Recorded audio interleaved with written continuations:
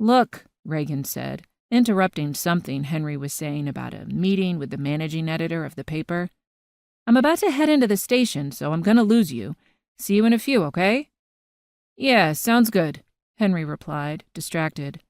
Raegan could make out what sounded like a loud conversation or an argument in the background. See you in a minute. Raegan hung up, shoved her phone into her pocket, and then descended the stairs. The subterranean dimness was a welcome relief. The sun had been stabbing its yellow fingers into her eyes all morning. She wove through the station's bowels, arriving at her platform with only a light sheen of sweat dampening the small of her back. Gray concrete hunched all around her, abandoned styrofoam containers and torn plastic bags scuttling across the tracks below. Other subway riders dotted the platform, mostly consumed by their phones, a few with their noses buried in books. The screech of an incoming train shattered the air. She watched it approach, the dull silver of its mechanical hide glinting in the darkness of the subway tunnel. After boarding, she settled into a seat. The scratched orange fiberglass was slippery beneath her overcoat. She tilted her head back and drew a deep breath. The air smelled only faintly of piss at this hour, a pleasant surprise. As the train pulled away from the station, she tried her best to ignore the pop song blasting from someone's phone. Every day, Raegan got a little closer to strangling people who didn't think headphones were necessary in public spaces. As her destination grew closer, a migraine thudded in her skull and irritation boiled poisonous in the pit of her stomach. God, it was only Wednesday.